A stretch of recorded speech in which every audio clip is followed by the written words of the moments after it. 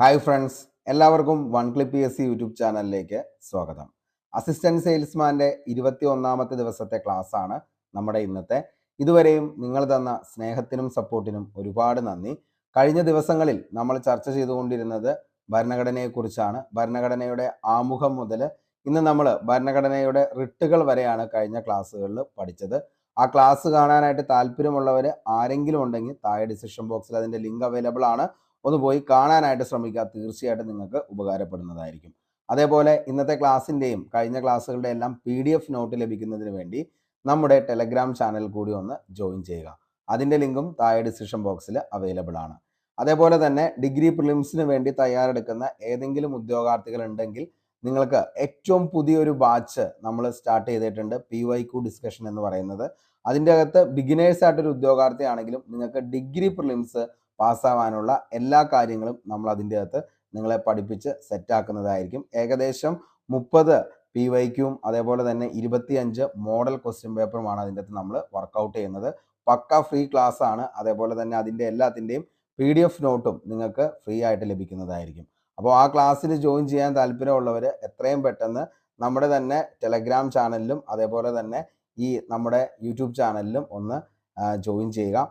അതിനുശേഷം PYQ discussion 2025 എന്ന് പറയുന്ന പ്ലേലിസ്റ്റ് എടുത്തു കഴിഞ്ഞാൽ അതിൻ്റെ അകത്ത് നിങ്ങൾക്ക് ഓരോ ദിവസത്തെയും ക്ലാസ് നിങ്ങൾക്ക് കിട്ടുന്നതായിരിക്കും. ആകെ 2 ദിവസം മാത്രമാണ് ആയിട്ടുള്ളൂ. എത്രയും പെട്ടെന്ന് ജോയിൻ ചെയ്യുക, പഠനം ആരംഭിക്കുക. ഓക്കെ, അപ്പോൾ നമുക്ക് ഇന്നത്തെ ടോപ്പിക്കിലേക്ക് പോകാം. നമ്മൾ ഇന്ന് ഡിസ്കസ് ചെയ്യാനായിട്ട് പോകുന്നത് മാർഗനിർദ്ദേശക തത്വങ്ങളെക്കുറിച്ചാണ്. മാർഗനിർദ്ദേശക തത്വങ്ങൾ എന്ന് പറയുമ്പോൾ DPSP, directive principles of state policy എന്നതാണ് അതിൻ്റെ ഇംഗ്ലീഷ് എന്ന് പറയുന്നത്. ഈ ഒരു ഭാഗത്തെക്കുറിച്ച്, അതായത് ഡയറക്റ്റീവ് പ്രിൻസിപ്പിൾസ് ഓഫ് സ്റ്റേറ്റ് പോളിസിയെക്കുറിച്ച് ഇന്ത്യൻ കോൺസ്റ്റിറ്റ്യൂഷനിൽ പറയുന്നത് ഏത് ഭാഗത്താണ് എന്ന് ഒത്തിരി തവണ PSC ചോദിച്ച ചോദ്യമാണ്. അത് ഭാഗം 4ലാണ് ഡയറക്റ്റീവ് പ്രിൻസിപ്പിൾസ് ഓഫ് സ്റ്റേറ്റ് പോളിസിയെക്കുറിച്ച് പരാമർശിക്കുന്നത്. ഏത് ആർട്ടിക്കിൾ മുതൽ ഏത് ആർട്ടിക്കിൾ വരെയാണ് പറയുന്നത് എന്ന് ചോദിച്ചു കഴിഞ്ഞാൽ 36 മുതൽ 51 വരെയുള്ള ആർട്ടിക്കിളുകളിലാണ് നമുക്ക് DPSP അല്ലെങ്കിൽ ഡയറക്റ്റീവ് പ്രിൻസിപ്പിൾസ് ഓഫ് സ്റ്റേറ്റ് പോളിസിയെക്കുറിച്ച് പരാമർശിക്കുന്നത്. അതേപോലെ തന്നെ ഇന്ത്യൻ കോൺസ്റ്റിറ്റ്യൂഷൻ ഈ പറയുന്ന directive principles of state policy എന്ന ആശയം കടമെടുത്തത് ഏത് രാജ്യത്ത് നിന്നാണെന്ന് ചോദിച്ചു കഴിഞ്ഞാൽ അത് അയർലൻഡിൽ നിന്നും, അതായത് ഐറിഷ് കോൺസ്റ്റിറ്റ്യൂഷനിൽ നിന്നും കടമെടുത്ത ആശയമാണ് directive principles of state policy എന്ന് പറയുന്നത്. നമുക്കറിയാം, directive principles of state policy എന്ന് പറയുന്നത് ഒറ്റ വാക്കിൽ എന്താണ് എന്ന് ചോദിച്ചു കഴിഞ്ഞാൽ, അതായത് മാർഗനിർദ്ദേശങ്ങൾ എന്ന് പറയുന്നത് എന്താണ് എന്ന് ചോദിച്ചു കഴിഞ്ഞാൽ, നമുക്കറിയാം നമ്മുടെ മുതിർന്നവര്, നമ്മളെ താഴെയുള്ള കുഞ്ഞു കുട്ടികൾ, അവർ നല്ല രീതിയിൽ വളരുന്നതിന് വേണ്ടിയിട്ടും അവർക്ക് ഐശ്വര്യവും സമ്പത്തും എല്ലാം ലഭിക്കുന്നതിന് വേണ്ടിയിട്ടും വേണ്ട നിർദ്ദേശങ്ങളും അതേപോലെ തന്നെ എന്താണ് അവർക്ക് വേണ്ടിയിട്ടുള്ള മാർഗങ്ങളും നമ്മൾ പറഞ്ഞു കൊടുക്കും. അതേപോലെ തന്നെയാണ് ഇവിടെയും, അതായത് ഭരണകൂടത്തിന് ഭരണഘടന നിർമ്മാതാക്കൾ കൊടുക്കുന്ന നിർദ്ദേശങ്ങൾ, അതിനെയാണ് ഒറ്റ വാക്കിൽ പറഞ്ഞാൽ മാർഗനിർദ്ദേശക തത്വങ്ങൾ എന്ന് പറയുന്നത്. അതായത് നമ്മുടെ ഈ ഒരു രാജ്യത്തെ ക്ഷേമരാഷ്ട്രമാക്കി മാറ്റുന്നതിന് വേണ്ടി എന്തൊക്കെ കാര്യങ്ങളാണ് ചെയ്യാനായിട്ട് പറ്റുന്നത്, അതിനുവേണ്ടി ഏതൊക്കെ മാർഗങ്ങളിലൂടെയാണ് പോകേണ്ടത്, എന്തൊക്കെ നിർദ്ദേശങ്ങളാണ് കൈക്കൊള്ളേണ്ടത് എന്നതിനെക്കുറിച്ചുള്ള ഒരു വ്യക്തമായൊരു കാഴ്ചപ്പാട് ഇന്ത്യൻ ഭരണഘടനയോട് ഭരണഘടനാ കർത്താക്കൾ പറയുന്ന അല്ലെങ്കിൽ ഭരണഘടനാ നിർമ്മാതാക്കൾ പറയുന്ന നിർദ്ദേശങ്ങളെയാണ് നമ്മൾ മാർഗനിർദ്ദേശകങ്ങൾ തത്വങ്ങൾ എന്ന് പറയുന്നത്. എന്തിനു വേണ്ടിയിട്ടാണ് ചോദിച്ചു കഴിഞ്ഞാൽ, എന്തിനു വേണ്ടിയിട്ടാണ് നമ്മുടെ രാജ്യത്തെ ക്ഷേമരാഷ്ട്രമാക്കി മാറ്റുന്നതിന്, അതായത് നമ്മുടെ രാജ്യത്തുള്ള എല്ലാ ജനങ്ങളും സുഖവും സമ്പത്തും അതേപോലെ തന്നെ സമാധാനവും ഐശ്വര്യത്തോടു കൂടിയും ജീവിക്കുന്നതിന് വേണ്ടിയിട്ടാണ് എന്തിന് ഈ പറയുന്ന മാർഗനിർദ്ദേശക തത്വങ്ങൾ എന്ത് ചെയ്യേണ്ടത്, നമ്മൾ നമ്മുടെ രാജ്യം കൈക്കൊള്ളേണ്ടതും അതേപോലെ തന്നെ മാർഗനിർദ്ദേശക തത്വങ്ങളിലൂടെ തന്നെ ഒരു ക്ഷേമരാഷ്ട്രമാക്കി നമ്മുടെ രാജ്യത്തെ മാറ്റാനും പറ്റും എന്നതിനെക്കുറിച്ച് പറയുന്നത്. ഓക്കെ, ഇനി നമുക്ക് ഡീറ്റെയിൽ ആയിട്ട് ഓരോന്നും പഠിക്കാം.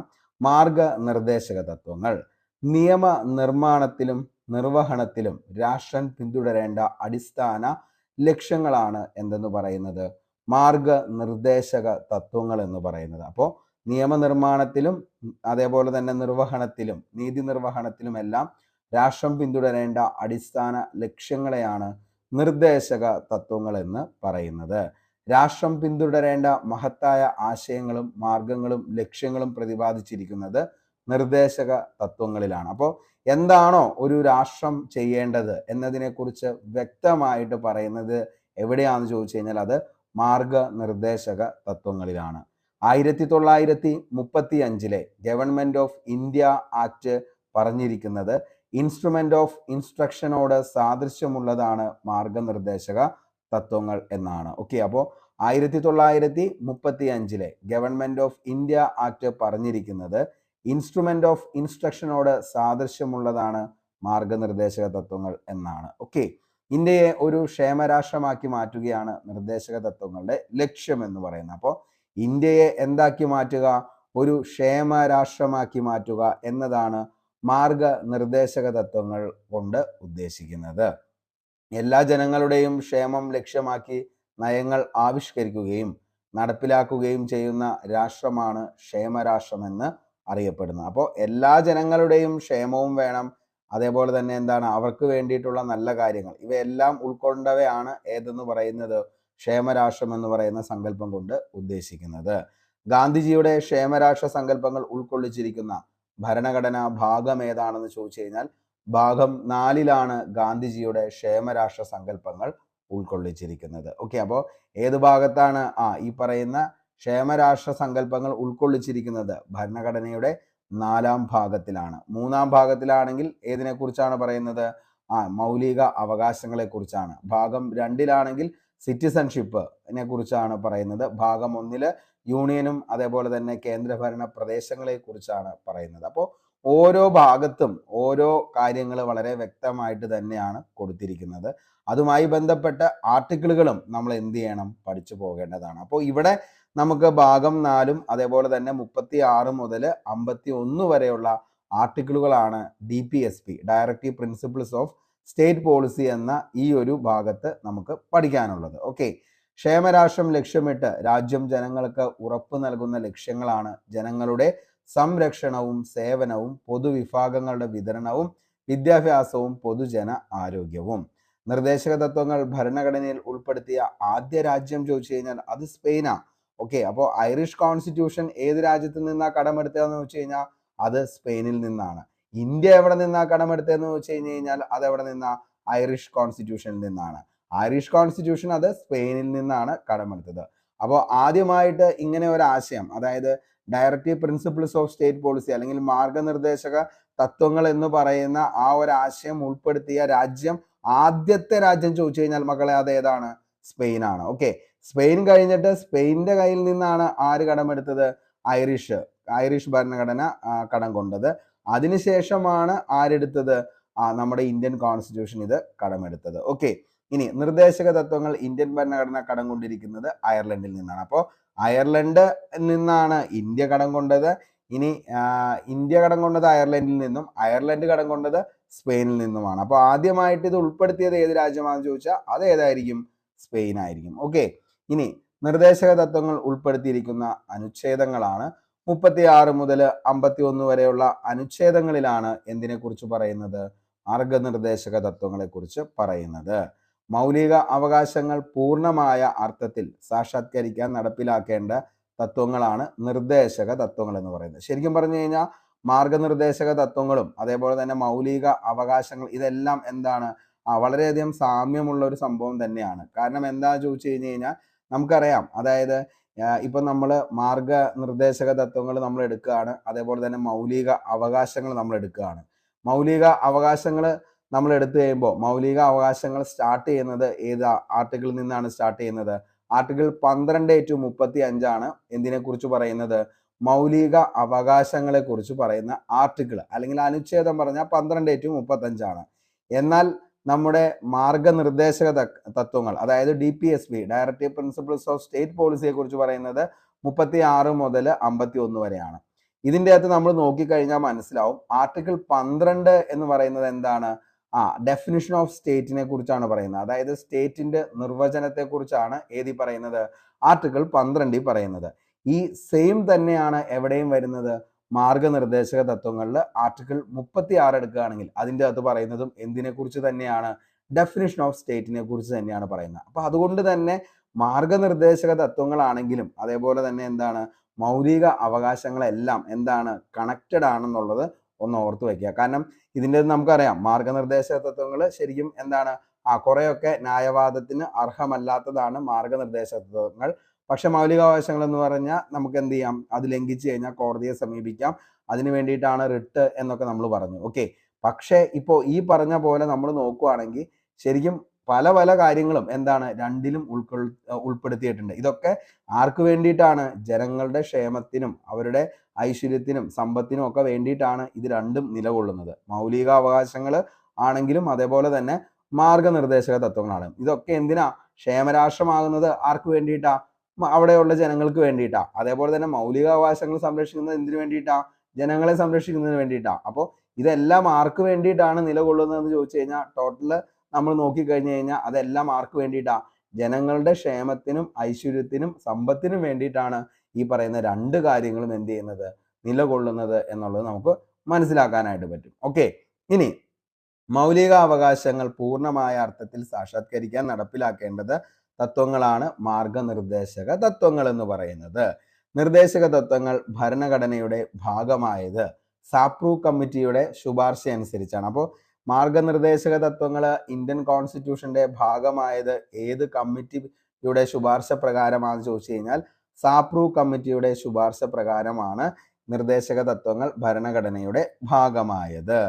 നിർദ്ദേശക തത്വങ്ങൾ നടപ്പിലാക്കാൻ ഒരു പൗരന് കോടതിയെ സമീപിക്കാൻ കഴിയില്ല. ഓക്കെ, അപ്പോൾ എന്തിനു വേണ്ടിയിട്ടാണ് കൂടുതൽ ഇമ്പോർട്ടൻസ് എന്ന് വെച്ച് കഴിഞ്ഞാൽ, കാരണം മൗലികാവകാശങ്ങൾ ഏറ്റവും കൂടുതൽ ഇമ്പോർട്ടൻസ് കൊടുക്കുന്നത് വ്യക്തിക്ക് വേണ്ടിയിട്ടാണ്, അല്ലെങ്കിൽ പൗരന് വേണ്ടിയിട്ടാണ്. പക്ഷെ പൗരന് വേണ്ടിയിട്ട് തന്നെയാണ് മാർഗനിർദ്ദേശക തത്വങ്ങളെങ്കിലും കുറച്ചുകൂടിയും ഇമ്പോർട്ടൻ്റ് കൊടുക്കുന്നത് ആ ക്ഷേമരാഷ്ട്രം എന്ന് പറയുന്ന ഒരു കോൺസെപ്റ്റ് ആണ് ഏതിൻ്റെ അകത്ത് വരുന്നത്, മാർഗനിർദ്ദേശക തത്വങ്ങളിൽ. അപ്പൊ അതുകൊണ്ട് തന്നെ സ്റ്റേറ്റിന് കുറച്ചുകൂടി ഇമ്പോർട്ടൻസ് എന്ത് ചെയ്യുന്നുണ്ട്, ഈ പറയുന്ന മാർഗനിർദ്ദേശക തത്വങ്ങൾ കൊടുക്കുന്നുണ്ട് എന്നുള്ളത് ഓർത്തു വയ്ക്കുക. അതുകൊണ്ട് തന്നെ ഇത് എന്ത് ചെയ്യാൻ പറ്റത്തില്ല, ഒരു പൗരന്റെ ആവശ്യത്തിന് വേണ്ടിയിട്ട് മാത്രമായിട്ട് എന്ത് ചെയ്യാൻ പറ്റില്ല, ഇത് ഈ പറയുന്ന മാർഗനിർദ്ദേശങ്ങൾ എന്താണ് തത്വങ്ങൾ നടപ്പിലാക്കാൻ വേണ്ടിയിട്ട് നമുക്ക് ഒരിക്കലും എന്ത് ചെയ്യാൻ പറ്റത്തില്ല, കോടതിയെ സമീപിക്കാനായിട്ട് പറ്റത്തില്ല. ഓക്കെ, പക്ഷേ മൗലികാവകാശങ്ങളാണെങ്കിലോ നമ്മുടെ ഇന്ത്യയുടെ പരമോന്നത നീതിപീഠമായിട്ടുള്ള സുപ്രീം കോർട്ടിനെ വരെ നമുക്ക് എന്ത് ചെയ്യാം, ഈ പറയുന്ന രീതിയിൽ നമുക്ക് റിട്ട് വഴി നമുക്ക് അവിടെ പോയി പരാതിപ്പെടാനായിട്ട് പറ്റുന്നതായിരിക്കും. ഓക്കെ, ഇനി ഗാന്ധിയൻ, സോഷ്യലിസ്റ്റ്, ലിബറൽ എന്നിങ്ങനെ നിർദ്ദേശക തത്വങ്ങളെ തരംതിരിച്ചിരിക്കുന്നു.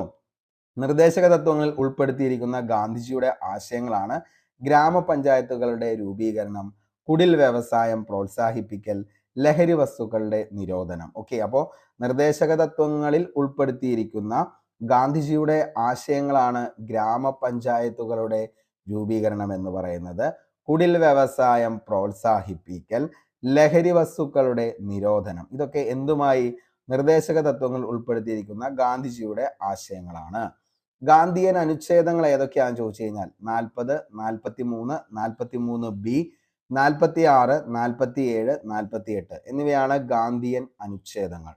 സോഷ്യലിസ്റ്റ് അനുച്ഛേദമാണ് 38, 39, 39A, 41, 42, 43, 43A, 47. ലിബറൽ ഇന്റലക്ച്വൽ അനുച്ഛേദങ്ങൾ ഏതൊക്കെയാണെന്ന് ചോദിച്ചാൽ 44, 45, 48, 49, 50 എന്നിവയാണ് ലിബറൽ ഇന്റലക്ച്വൽ അനുച്ഛേദങ്ങൾ എന്ന് പറയുന്നത്. ഒരു വ്യക്തിയുടെ അവകാശങ്ങളെ നീതീകരിക്കാനാവുന്നതും നീതിയുക്തമല്ലാത്തതുമാണ് എന്ന രീതിയിൽ രണ്ട് വിഭാഗങ്ങളായി വിഭജിക്കാമെന്ന് ശുപാർശ ചെയ്ത കമ്മിറ്റിയാണ് BN റാവു കമ്മിറ്റി. അപ്പോൾ എന്താണ് മാർഗനിർദ്ദേശക തത്വങ്ങൾ? ഒരു വ്യക്തിയുടെ അവകാശങ്ങളെ നീതീകരിക്കാനാവുന്നതും നീതീകരിക്കാനാവാത്തതുമായി രണ്ട് രീതിയിൽ തരം തിരിക്കാമെന്ന് ശുപാർശ ചെയ്ത കമ്മിറ്റി ഏതാന്ന് ചോദിച്ചാൽ അത് BN റാവു ആണ്. അങ്ങനെ വിഭജിക്കാമെന്ന് ശുപാർശ ചെയ്ത കമ്മിറ്റി. ഇനി നമുക്ക് ഇതിൻ്റെ അകത്ത് ഏറ്റവും ഇമ്പോർട്ടൻ്റ് ആയിട്ടുള്ള ആർട്ടിക്കിളുകൾ PSC ചോദിക്കാറുണ്ട്. അപ്പോൾ അത് ഏതാന്നുള്ളത് നമുക്ക് പഠിക്കാം. നമ്മൾ കുറച്ചു മുമ്പ് പറഞ്ഞു, അതായത് ആർട്ടിക്കിൾ 12 എന്ന് പറയുന്നതും അതേപോലെ തന്നെ ആർട്ടിക്കിൾ 36 എന്ന് പറയുന്നതും എന്തിനെക്കുറിച്ചാണ് പറയുന്നത് എന്ന് ചോദിച്ചു കഴിഞ്ഞാൽ എന്താണ്, ഡെഫിനിഷൻ ഓഫ് സ്റ്റേറ്റിനെ കുറിച്ചാണ് പറയുന്നത്. അതുകൊണ്ട് തന്നെയാണ് ഇവ രണ്ടും കണക്റ്റഡ് ആണെന്ന് പറയുന്നത്. അപ്പോൾ തുടങ്ങുന്നത് 12 to 35 മൗലിക അവകാശങ്ങൾ, ഇവിടെ 36 to 51 directive principles of state policy start ചെയ്യുന്നത്. രണ്ടും സ്റ്റാർട്ട് ചെയ്യുന്നത് എന്തിനെ കുറിച്ചാണ്, സ്റ്റേറ്റ് എന്ന പദം, അതായത് സ്റ്റേറ്റ് എന്നതിനെ കുറിച്ചുള്ള വ്യക്തമായിട്ടുള്ള ഒരു നിർവചനമാണ് പറയുന്നത് ഈ രണ്ട് ആർട്ടിക്കിളിലും, 17-ലും അതേപോലെ തന്നെ 16-ലും അതേപോലെ 12-ലും അതേപോലെ തന്നെ 36-ലും എന്നുള്ളത് ഓർത്തു വയ്ക്കുക. ഓക്കെ, ഇനി അനുച്ഛേദം 37 നിർദ്ദേശക തത്വങ്ങൾ ന്യായവാദത്തിന് അർഹമല്ല, കോടതിയിലൂടെ നടപ്പാക്കാൻ സാധ്യമല്ല എന്ന് അനുശാസിക്കുന്നു. അതായത് നമുക്കറിയാം നിർദ്ദേശക തത്വങ്ങൾ എന്തല്ല, ന്യായവാദത്തിന് അർഹമല്ല, കോടതിയിലൂടെ നടപ്പാക്കാൻ ഇത് എന്ത് ചെയ്യാൻ പറ്റത്തില്ല, സാധിക്കുകയില്ല എന്ന് പറയുന്നത് അനുച്ഛേദം 37 ഏറ്റവും കൂടുതൽ PSC ചോദിച്ചേക്കുന്ന ഒരു ചോദ്യമാണ് കേട്ടോ മക്കളെ, അനുച്ഛേദം 39D എന്നുള്ളത്. അതായത് സ്ത്രീക്കും പുരുഷനും തുല്യ ജോലിക്ക് തുല്യ വേതനം നൽകണമെന്ന് അനുശാസിക്കുന്നത് ഏത് വകുപ്പാണ്, ഏത് അനുച്ഛേദമാണ്, ഏത് ആർട്ടിക്കിളാണ്? ഒത്തിരി തവണ PSC എക്സാമുകളിൽ ചോദിച്ചൊരു ചോദ്യമാണിത്. അനുച്ഛേദം 39D എന്ന് പറയുന്നത്. അതായത് സ്ത്രീക്കും പുരുഷനും തുല്യ ജോലിക്ക് തുല്യ വേതനം. നമ്മൾ ഇങ്ങനെ ഓർത്താൽ മതി, 39D എന്നൊക്കെ പറയുമ്പോൾ നമ്മൾ എന്ത് ചെയ്യണം, തുല്യമായിട്ടുള്ള ആൾക്കാരിലെ നമ്മൾ ഡി എന്നൊക്കെ നമ്മൾ പറയത്തുള്ളൂ. അപ്പൊ 39D എന്ന് വെച്ച് കഴിഞ്ഞാൽ എന്താന്ന് ഓർത്താൽ മതി, സ്ത്രീക്കും പുരുഷനും തുല്യ ജോലിക്ക് തുല്യ വേതനം, അതാണ് 39D. അടുത്തത് 39A ആണ്. തുല്യനീതിയും പാവപ്പെട്ടവർക്ക് സൗജന്യ നിയമസഹായവും നൽകണമെന്ന് അനുശാസിക്കുന്നതാണ് 39A എന്ന് പറയുന്നത്. ഓക്കെ, അപ്പോൾ തുല്യനീതിയും പാവപ്പെട്ടവർക്ക് സൗജന്യവും നിയമസഹായവും നൽകണമെന്ന് അനുശാസിക്കുന്നു. അടുത്തതാണ് അനുച്ഛേദം 40 എന്ന് പറയുന്നത്. ഗ്രാമപഞ്ചായത്തുകളുടെ രൂപീകരണത്തെക്കുറിച്ച് പരാമർശിക്കുന്നത് ഏത് അനുച്ഛേദത്തിലാണെന്ന് ചോദിച്ചാൽ അത് അനുച്ഛേദം 40 ഗ്രാമപഞ്ചായത്തുകളുടെ രൂപീകരണത്തെക്കുറിച്ച് പരാമർശിക്കുന്നത്. അപ്പോൾ ഗ്രാമപഞ്ചായത്തുകളുടെ രൂപീകരണത്തെക്കുറിച്ച് പ്രതിപാദിക്കുന്ന അനുച്ഛേദം ഏതാണെന്ന് ചോദിച്ചു കഴിഞ്ഞാൽ അനുച്ഛേദം 40 മക്കളെ ഓർത്തു വച്ചോ, ഒത്തിരി തവണ PSC ചോദിച്ചേക്കണ ഒരു അനുച്ഛേദമാണ് ആർട്ടിക്കിൾ 40 എന്നുള്ളതും അതേപോലെ തന്നെ 39D എന്നുള്ളതും. 39D ആണെങ്കിൽ തുല്യ ജോലിക്ക് തുല്യ വേതനം, ഡി എന്ന് നമ്മൾ പറയില്ലേ. അപ്പൊ എന്താണ്, സമപ്രായക്കാരുള്ളവർക്ക് തുല്യതയുള്ളവർക്കല്ലേ നമ്മൾ എന്ത് ചെയ്യത്തുള്ളൂ, ഡാ എന്നൊക്കെ പറയുള്ളൂ. അപ്പൊ 39D തുല്യ ജോലിക്ക് തുല്യ വേതനം. അടുത്ത് നോക്കിയേ, ഗ്രാമപഞ്ചായത്തുകളുടെ രൂപീകരണത്തെ കുറിച്ച് ആർട്ടിക്കിൾ 40 ആണുള്ളത്, ഓർത്തു വയ്ക്കുക. അനുച്ഛേദം 41 തൊഴിലില്ലായ്മ, വാർദ്ധക്യ രോഗം, അംഗവൈകല്യം എന്നീ അവസ്ഥകളിൽ ജോലിക്കും വിദ്യാഭ്യാസത്തിനും പൊതുസഹായത്തിനുമുള്ള അവകാശം ഉറപ്പു നൽകുവാൻ രാഷ്ട്രം അതിൻ്റെ സാമ്പത്തികമായ കഴിവിനെയും വികസനത്തിൻ്റെയും പരിധിക്കുള്ളിൽ ഫലപ്രദമായ വ്യവസ്ഥ ഉണ്ടാകേണ്ടതാണ് എന്ന് അനുശാസിക്കുന്നതാണ് ആർട്ടിക്കിൾ 41 എന്ന് പറയുന്നത്. ഓക്കെ, അപ്പോൾ തൊഴിലില്ലായ്മ, വാർദ്ധക്യം, രോഗം, അംഗവൈകല്യം എന്നീ അവസ്ഥകളിൽ ജോലിക്കും വിദ്യാഭ്യാസത്തിനും പൊതുസഹായത്തിനുമുള്ള അവകാശം ഉറപ്പു നൽകുവാൻ രാഷ്ട്രം അതിൻ്റെ സാമ്പത്തികമായ കഴിവിനെയും വികസനത്തിൻ്റെയും പരിധിക്കുള്ളിൽ ഫലപ്രദമായ വ്യവസ്ഥ ഉണ്ടാകേണ്ടതാണ് എന്ന് അനുശാസിക്കുന്നു. ആർട്ടിക്കിൾ 42 നീതിപൂർവമായ തൊഴിൽ സാഹചര്യം ഉറപ്പുവരുത്തുക, പ്രസവാനുകൂല്യം ഉറപ്പുവരുത്തുക. ഇതാണ് അനുച്ഛേദം 42. ഓക്കെ, അപ്പോൾ നീതിപൂർവമായ തൊഴിൽ സാഹചര്യം ഉറപ്പുവരുത്തുക, പ്രസവാനുകൂല്യം ഉറപ്പുവരുത്തുക, ഇതാണ് അനുച്ഛേദം 42. The payment of gratuity act 1972, maternity benefit act 1961 എന്നിവ ഈ ആർട്ടിക്കിളുമായി ബന്ധപ്പെട്ടിരിക്കുന്നു. ഓക്കെ, അപ്പോൾ അത് ഏതാണെന്ന് ചോദിച്ചു കഴിഞ്ഞാൽ അനുച്ഛേദം 42. അനുച്ഛേദം 43 തൊഴിലാളികൾക്ക് ജീവിക്കാൻ ആവശ്യമായ കൂലി ഉറപ്പുവരുത്തണമെന്ന് അനുശാസിക്കുന്നതാണ് അനുച്ഛേദം 43. തൊഴിലാളികൾക്ക് ജീവിക്കാൻ ആവശ്യമായ കൂലി ഉറപ്പുവരുത്തണമെന്ന് അനുശാസിക്കുന്നതാണ് ആർട്ടിക്കിൾ 43. ആർട്ടിക്കിൾ 43A ആണ്. വ്യവസായശാലകളുടെ നടത്തിപ്പിൽ തൊഴിലാളികളുടെ പങ്കാളിത്തം ഉറപ്പുവരുത്തൽ. വ്യവസായശാലകളുടെ നടത്തിപ്പിൽ തൊഴിലാളികളുടെ പങ്കാളിത്തം ഉറപ്പുവരുത്തൽ. അനുച്ഛേദം 43B ആണ്. സഹകരണ സംഘങ്ങൾ രൂപീകരിക്കൽ, നടത്തിപ്പ്, പ്രമോഷൻ തുടങ്ങിയവയെക്കുറിച്ച് പ്രതിപാദിക്കുന്നു. 2011 97 ഭരണഘടനാ ഭേദഗതി വഴിയാണ് അനുച്ഛേദം 43B കൂട്ടിച്ചേർത്തത്. ഓക്കെ, അപ്പോൾ അനുച്ഛേദം 43B ആണ്. സഹകരണ സംഘങ്ങൾ രൂപീകരിക്കൽ, നടത്തിപ്പ്, പ്രമോഷൻ തുടങ്ങിയവയെക്കുറിച്ച് പ്രതിപാദിക്കുന്നു. 2011 97 ഭരണഘടനാ ഭേദഗതി വഴിയാണ് അനുച്ഛേദം 43B കൂട്ടിച്ചേർത്തത്. അടുത്തത് അനുച്ഛേദം 44. ഒത്തിരി തവണ ചോദിച്ച ചോദ്യമാണ്, ഓർത്തു വച്ചോ. ഏകീകൃത സിവിൽ കോഡ് നടപ്പിലാക്കണമെന്ന് അനുശാസിക്കുന്ന അനുച്ഛേദം ഏതാണെന്ന് ചോദിച്ചാൽ 44 ആണ്. അപ്പോൾ ഏകീകൃത സിവിൽ കോഡ് നടപ്പിലാക്കണമെന്ന് അനുശാസിക്കുന്ന ഇന്ത്യൻ ഭരണഘടനയുടെ അനുച്ഛേദം ഏതാന്ന് ചോദിച്ചാൽ അനുച്ഛേദം 44 ഓർത്തു വയ്ക്കുക. ഏകീകൃത സിവിൽ കോഡ് നിലവിലുള്ള ഏക ഇന്ത്യൻ സംസ്ഥാനം ചോദിച്ചു കഴിഞ്ഞാൽ അത് ഗോവയാണ്. അപ്പോൾ ഏകീകൃത സിവിൽ കോഡ് നിലവിലുള്ള ഏക ഇന്ത്യൻ സംസ്ഥാനം ഗോവ. ഏകീകൃത സിവിൽ കോഡിലൂടെ ഉദ്ദേശിക്കുന്നത് ഇന്ത്യയിലെ എല്ലാ പൗരന്മാർക്കും ബാധകമാകുന്ന സിവിൽ നിയമങ്ങളെക്കുറിച്ചാണ് ഏതിൽ പറയുന്നത്? അനുച്ഛേദം 44 പറയുന്നത്. ഏകീകൃത സിവിൽ കോഡിനെതിരെ പ്രമേയം പാസാക്കിയ ആദ്യ സംസ്ഥാനം ചോദിച്ചു കഴിഞ്ഞാൽ മക്കളെ അത് കേരളമാണെന്നുള്ളത് ഓർത്തു വയ്ക്കുക. അപ്പോൾ ഏകീകൃത സിവിൽ കോഡിനെതിരെ പ്രമേയം പാസാക്കിയ ആദ്യത്തെ സംസ്ഥാനം ചോദിച്ചു കഴിഞ്ഞാൽ അത് കേരളമാണ്. അപ്പോൾ ഏകീകൃത സിവിൽ കോഡിനെ കുറിച്ച് പരാമർശിക്കുന്ന അനുച്ഛേദം ഏതാണെന്ന് ചോദിച്ചു കഴിഞ്ഞാൽ അനുച്ഛേദം 44 ഏകീകൃത സിവിൽ കോഡിനെ കുറിച്ച് പറയുന്നത്. ഏകീകൃത സിവിൽ കോഡ് നിലവിലുള്ള ഇന്ത്യൻ സംസ്ഥാനം ചോദിച്ചു കഴിഞ്ഞാൽ അത് ഗോവയാന്നുള്ളതും ഓർത്തു വയ്ക്കുക. അനുച്ഛേദം 45 6 വയസ്സുവരെയുള്ള കുട്ടികൾക്ക് ശൈശവകാല പരിചരണവും വിദ്യാഭ്യാസവും നൽകാൻ രാഷ്ട്രം ശ്രമിക്കേണ്ടതാണ് എന്ന് വ്യവസ്ഥ ചെയ്യുന്ന അനുച്ഛേദമാണ് അനുച്ഛേദം 45. ഓക്കെ, അപ്പോൾ 6 വയസ്സുവരെയുള്ള കുട്ടികൾക്ക് ശൈശവകാല പരിചരണവും വിദ്യാഭ്യാസവും നൽകാൻ രാഷ്ട്രം ശ്രമിക്കേണ്ടതാണ് എന്ന് വ്യവസ്ഥ ചെയ്യുന്നത് അനുച്ഛേദം 45. അനുച്ഛേദം 46 പട്ടികജാതികളുടെയും പട്ടികഗോത്രവർഗങ്ങളുടെയും മറ്റു ദുർബല വിഭാഗങ്ങളുടെയും വിദ്യാഭ്യാസപരവും സാമ്പത്തികവുമായ താല്പര്യങ്ങൾ സംരക്ഷിക്കണമെന്ന് അനുശാസിക്കുന്ന അനുച്ഛേദം ഏതാണെന്ന് ചോദിച്ചാൽ അനുച്ഛേദം 46. ഓക്കെ, അപ്പോൾ പട്ടികജാതികളുടെയും പട്ടികഗോത്രവർഗങ്ങളുടെയും മറ്റ് ദുർബല വിഭാഗങ്ങളുടെയും വിദ്യാഭ്യാസപരവും സാമ്പത്തികവുമായ താല്പര്യങ്ങൾ സംരക്ഷിക്കണമെന്ന് അനുശാസിക്കുന്നത് അനുച്ഛേദം 46. അനുച്ഛേദം 47 മദ്യനിരോധനം നടപ്പിലാക്കണമെന്ന് വിശ്വസിക്കുന്നു. പൊതുജനങ്ങളുടെ ആരോഗ്യകാര്യങ്ങളിലുള്ള പുരോഗതി, പോഷക നിലവാരം, ജീവിത നിലവാരം എന്നിവ മെച്ചപ്പെടുത്തുക. അപ്പോൾ മദ്യനിരോധനം നടപ്പാക്കണമെന്ന് വിശ്വസിക്കുന്നത് അല്ലെങ്കിൽ പറയുന്ന ആർട്ടിക്കിൾ ഏതാണെന്ന് ചോദിച്ചാൽ അനുച്ഛേദം 47 മദ്യനിരോധനം നടപ്പിലാക്കണമെന്ന് പറയുന്ന ആർട്ടിക്കിൾ ചോദിച്ചു കഴിഞ്ഞാൽ ആർട്ടിക്കിൾ 47 ഓർത്തു വയ്ക്കുക. ഒത്തിരി തവണ ചോദിച്ച ചോദ്യമാണ് മദ്യനിരോധനം, ആർട്ടിക്കിൾ 47.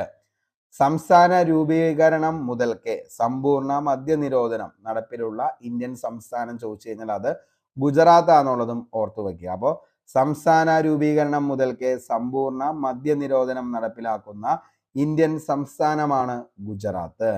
അടുത്തത് അനുച്ഛേദം 48 ഗോവധ നിരോധത്തിനും കൃഷി മൃഗസംരക്ഷണം എന്നിവയെക്കുറിച്ചും പ്രതിപാദിക്കുന്ന അനുച്ഛേദമാണ് അനുച്ഛേദം 48. അപ്പോൾ ഗോവധ നിരോധനം, കൃഷി മൃഗസംരക്ഷണം എന്നിവയെക്കുറിച്ച് പ്രതിപാദിക്കുന്നു. ഗോവധ നിരോധനത്തെക്കുറിച്ച് പ്രതിപാദിക്കുന്ന ഭരണഘടനാ ഭാഗമാണ് 4. ഗോവധ നിരോധന നിയമം നടപ്പിലാക്കിയ ആദ്യ ഇന്ത്യൻ സംസ്ഥാനം ചോദിച്ചു കഴിഞ്ഞാൽ അത് ഗുജറാത്താണ്. അപ്പോൾ ഗോവധ നിരോധന നിയമം നടപ്പിലാക്കിയ ആദ്യ ഇന്ത്യൻ സംസ്ഥാനം ചോദിച്ചാൽ ഏതാണ്? ഗുജറാത്താണ്. അനുച്ഛേദം 48A പരിസ്ഥിതി സംരക്ഷണം, വനം, വന്യജീവി സംരക്ഷണം എന്നിവയെക്കുറിച്ച് പറയുന്നതാണ് 48A. 49 ദേശീയ പ്രാധാന്യമുള്ള സ്മാരകങ്ങൾ, സ്ഥലങ്ങൾ, വസ്തുക്കൾ എന്നിവയുടെ സംരക്ഷണത്തെക്കുറിച്ച് പറയുന്ന അനുച്ഛേദമാണ് അനുച്ഛേദം 49. ദേശീയ പ്രാധാന്യമുള്ള സ്മാരകങ്ങൾ, സ്ഥലങ്ങൾ, വസ്തുക്കൾ എന്നിവയുടെ സംരക്ഷണം. അനുച്ഛേദം 50 നീതിന്യായ വിഭാഗത്തെ കാര്യനിർവഹണ വിഭാഗത്തിൽ നിന്നും വേർതിരിക്കണമെന്ന് അനുശാസിക്കുന്ന ഏതാണ് ആർട്ടിക്കിൾ എന്ന് ചോദിച്ചു കഴിഞ്ഞാൽ അത് 50. 50-50 എന്ന് ഓർത്താൽ മതി. നീതിന്യായത്തെ ഒരു സൈഡിലേക്ക് മാറ്റി, അതേപോലെ തന്നെ കാര്യനിർവഹണ വിഭാഗത്തെയും മറ്റൊരു സൈഡിലേക്ക് മാറ്റി. അങ്ങനെ രണ്ട് വിഭാഗത്തെയും എന്ത് ചെയ്യുന്നു? വേർതിരിക്കുന്ന ആർട്ടിക്കിൾ. കാര്യനിർവഹണത്തെയും നീതിന്യായ വിഭാഗത്തെയും വേർതിരിക്കുന്ന ആർട്ടിക്കിൾ ഏതാണെന്ന് ചോദിച്ചാൽ മക്കളെ അതേതാണ്? അനുച്ഛേദം 50. അനുച്ഛേദം 51 അന്താരാഷ്ട്ര സമാധാനം പ്രോത്സാഹിപ്പിക്കാൻ അനുശാസിക്കുന്നു. രാഷ്ട്രങ്ങൾ തമ്മിൽ നീതിപൂർവവും ബഹുമാന്യവുമായ ബന്ധങ്ങൾ നിലനിർത്തുന്നതിന് പ്രയത്നിക്കേണ്ടതാണ് എന്ന് പറയുന്നതും ഏതാണെന്ന് ചോദിച്ചാൽ അനുച്ഛേദം 51. അപ്പോൾ അന്താരാഷ്ട്ര സമാധാനം പ്രോത്സാഹിപ്പിക്കാൻ അനുശാസിക്കുന്നു. രാഷ്ട്രങ്ങൾ തമ്മിൽ നീതിപൂർവവും ബഹുമാന്യവുമായ ബന്ധങ്ങൾ നിലനിർത്തേണ്ടതിനെ കുറിച്ചും പറയുന്നതാണ് അനുച്ഛേദം 51. അന്താരാഷ്ട്ര തർക്കങ്ങൾ മധ്യസ്ഥം വഴി ഒത്തുതീർപ്പാക്കേണ്ടതിന് പ്രോത്സാഹിപ്പിക്കുന്നതിനും പ്രയത്നിക്കേണ്ടതാണ് എന്നും പറയുന്നു. 4-ാം ഭാഗത്തിൽ പരാമർശിച്ചിട്ടില്ലാത്ത ചില നിർദ്ദേശങ്ങൾ കൂടി നമുക്കൊന്ന് നോക്കാം. അതായത് അനുച്ഛേദം 335 സർവീസുകളിലേക്കും തസ്തികകളിലേക്കും പട്ടികജാതിക്കാർക്കും പട്ടികഗോത്രങ്ങൾക്കുമുള്ള അവകാശങ്ങളെക്കുറിച്ച് പറയുന്നതാണ് അനുച്ഛേദം 335. അനുച്ഛേദം 350 അതായത് കുട്ടികൾക്ക് പ്രാഥമിക ഘട്ടത്തിൽ മാതൃഭാഷയിൽ വിദ്യാഭ്യാസം നൽകുന്നതിനുള്ള സൗകര്യത്തെക്കുറിച്ച് പറയുന്നതാണ് അനുച്ഛേദം 350. അനുച്ഛേദം 351 ഹിന്ദി ഭാഷയുടെ വികസനത്തിനുള്ള നിർദ്ദേശത്തെക്കുറിച്ച് പറയുന്നു. അപ്പോൾ ഹിന്ദി ഭാഷയുടെ വികസനത്തിനുള്ള നിർദ്ദേശത്തെക്കുറിച്ച് പറയുന്നതാണ് 351. ഓക്കെ, ഇനി നിർദ്ദേശക തത്വങ്ങളുടെ വിശേഷണങ്ങളാണ് ഇനി നമുക്ക് പഠിക്കാനുള്ളത്. അതായത് എന്തൊക്കെയാണെന്ന് ചോദിച്ചു കഴിഞ്ഞാൽ novel features of Indian constitution എന്ന് പറഞ്ഞത് ഡോക്ടർ BR അംബേദ്കർ ആണ്. അപ്പോൾ നിർദ്ദേശക തത്വങ്ങളെ novel features of Indian constitution എന്ന് പറഞ്ഞത് ആരാന്ന് ചോദിച്ചാൽ ഡോക്ടർ BR അംബേദ്കർ ആണ് novel features of Indian constitution. The instrument of instruction എന്ന് പറഞ്ഞതും ആര് തന്നെയാ? BR അംബേദ്കർ തന്നെയാണ്. ദ ഇൻസ്ട്രുമെന്റ് ഓഫ് ഇൻസ്ട്രക്ഷൻ എന്ന് പറഞ്ഞത് doctor BR Ambedkar. A cheque on the bank of convenience of the bank. Okay, a cheque on the bank convenience of the bank എന്ന് പറഞ്ഞത് KT ഷായാണ്. പയസ് സൂപ്പർ ഫ്ലൂയിഡ് എന്ന് പറഞ്ഞത് KT ഷായാണ്. Pious super fluid. Pious aspiration എന്ന് പറഞ്ഞത് അത് Ivor Jennings ആണ്. പയസ് അസ്പിറേഷൻ എന്ന് പറഞ്ഞത്. A manifesto of aims and aspiration എന്ന് പറഞ്ഞത് KC വെയർ ആണെന്നുള്ളത് ഓർത്തു വയ്ക്കുക. A manifesto of aims and aspiration എന്ന് പറഞ്ഞത് KC വെയർ ആണ്.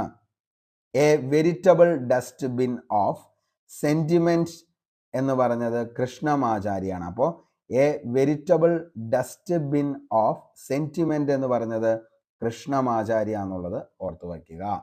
Moral precept for the authority of state എന്ന് പറഞ്ഞത് BN Rao. Not better than new year resolution which were broken on the 2nd of January എന്ന് പറഞ്ഞത് നസ്രുദ്ദീൻ ആണ്. Life giving provisions of the constitution എന്ന് പറഞ്ഞത് LM സിംഗ്വി ആണ്. ഈ തത്വങ്ങളെല്ലാം മുഴുവനായി നമ്മുടെ നാട്ടിൽ നടപ്പിലാക്കാൻ സാധിച്ചാൽ നമ്മുടെ രാജ്യം ഭൂമിയിലെ സ്വർഗമായി മാറും എന്ന് പറഞ്ഞത് MC ചാംഗ്ലയാണ്. MC ചാംഗ്ല. നിർദ്ദേശക തത്വങ്ങളെയും മൗലിക അവകാശങ്ങളെയും ഭരണഘടനയുടെ മനസ്സാക്ഷി എന്ന് വിശേഷിപ്പിച്ചത് ഗ്രാൻവില ഓസ്റ്റിൻ ആണെന്നുള്ളതും ഓർത്തു വയ്ക്കുക. അപ്പോൾ നിർദ്ദേശക തത്വങ്ങളെയും മൗലിക അവകാശങ്ങളെയും ഭരണഘടനയുടെ മനസ്സാക്ഷി എന്ന് വിശേഷിപ്പിച്ചത് ഗ്രാൻവില ഓസ്റ്റിൻ ആണെന്നുള്ളത് ഓർത്തു വയ്ക്കുക. ഇനി മൗലിക അവകാശങ്ങൾ ചില കാര്യങ്ങൾ ചെയ്യുന്നതിൽ നിന്ന് ഭരണകൂടത്തെ വിലക്കുന്നതിനാൽ നെഗറ്റീവായി കണക്കാക്കപ്പെടുന്നു. കോടതി വഴി സ്ഥാപിച്ചെടുക്കാൻ കഴിയാത്തതിനായ വാദത്തിന് അർഹമാണ്. രാഷ്ട്രീയ ജനാധിപത്യം സ്ഥാപന ലക്ഷ്യമിടുന്നു.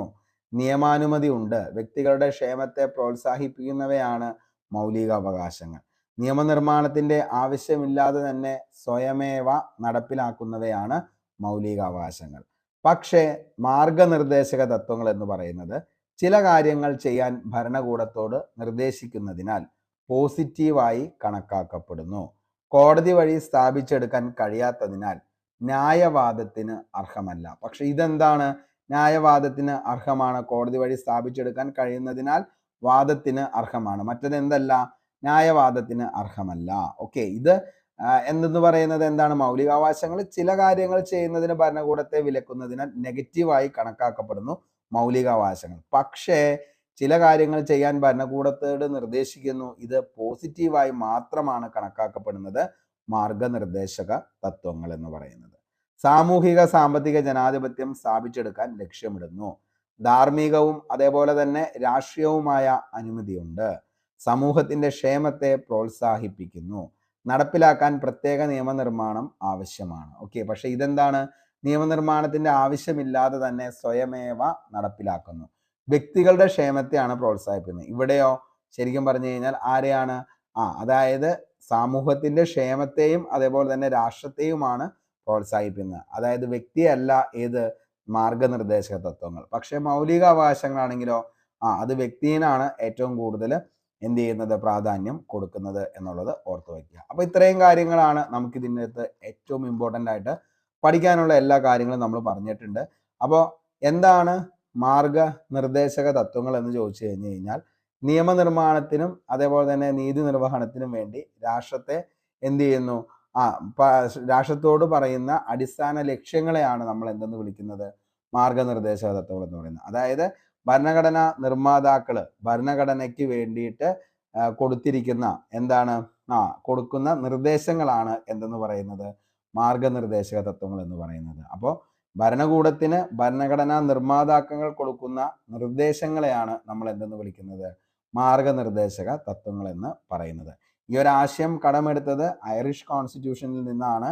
അതേപോലെ തന്നെ ഐറിഷ് കോൺസ്റ്റിറ്റ്യൂഷൻ കടമെടുത്തത് ഏത് രാജ്യത്ത് നിന്നാണ് ചോദിച്ചാൽ അത് സ്പെയിനിൽ നിന്നാണ്.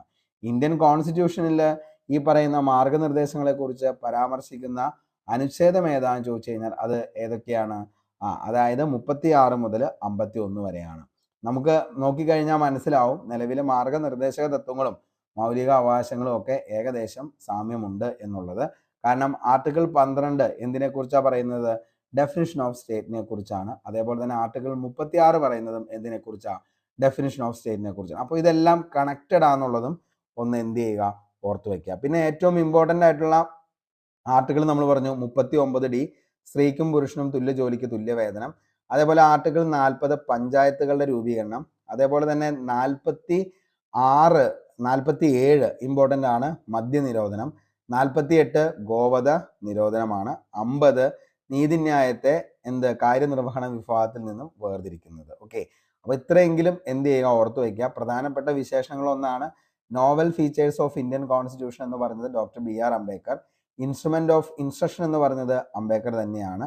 അപ്പോൾ ഇത്രയും കാര്യങ്ങളൊന്ന് ഓർത്തു വയ്ക്കുക. ബാക്കി നമുക്ക് എന്ത് ചെയ്യാം, വൈകുന്നേരത്തെ ക്വസ്റ്റ്യൻ ബോർഡിൽ ഇനി എന്തെങ്കിലും ബാക്കി നമുക്ക് പ്രീവിയസ് ഇയറിൽ ഉണ്ടെങ്കിൽ അതുകൂടി നമുക്ക് ഡിസ്കസ് ചെയ്ത് പോകുന്നതായിരിക്കും. അപ്പോൾ ക്വസ്റ്റ്യൻ ബോർഡിൽ എല്ലാവരും അറ്റൻഡ് ചെയ്യാനായിട്ട് ശ്രമിക്കുക. ഓക്കെ, ഇനി നമുക്ക് മലയാളത്തിലെ ശൈലിയും അതേപോലെ തന്നെ തർജിമയും ഒന്ന് നോക്കാം. അപ്പോൾ ഇന്ന് നമുക്ക് പഠിക്കാനുള്ളത് ഏകദേശം 10ഓളം വരുന്ന മലയാളം ശൈലിയും തർജിമയുമാണ്. There is no smoke without fire, തീയില്ലാതെ പുകയില്ല എന്നുള്ളതാണ്. There is no smoke without fire, തീയില്ലാതെ പുകയില്ല. നമ്മൾ പറയാറുണ്ട് ഈ ഒരു ശൈലി എന്ന് പറയുന്നത് മിക്കപ്പോഴും നമ്മുടെയൊക്കെ ജീവിതവുമായി ബന്ധപ്പെട്ട് പറയാറുള്ള ശൈലിയാണ്, തീയില്ലാതെ പുകയില്ല. There is no smoke without fire. എന്തെങ്കിലും ഒരു ചെറിയ പ്രശ്നം കാണുമ്പോൾ നമ്മൾ പറയും ആ പ്രശ്നം ഉണ്ടാവാനായിട്ട് എന്തെങ്കിലും ഇത്രയും വലിയൊരു പ്രശ്നം ഉണ്ടാവണമെങ്കിൽ അവിടെ എന്തെങ്കിലും ചെറിയ ഒരു പ്രശ്നം വന്നിട്ടുണ്ട്, അത് എന്താണെന്നുള്ളത് നോക്കിക്കഴിഞ്ഞാൽ നമുക്ക് മനസ്സിലാക്കാൻ പറ്റുമെന്നുള്ളത്. അങ്ങനെയാണ് തീയില്ലാതെ പുകയില്ല. To fight tooth and nail, പല്ലും നഖവും ഉപയോഗിച്ച് എതിർക്കുക എന്നതാണ്. He who follows two hares catches neither, ഇരുതോണിയിൽ കാലുറപ്പിക്കരുത്. To go through fire and water, ചെകുത്താനും കടലിനും നടുക്കാവുക എന്നതാണ് to go through fire and water.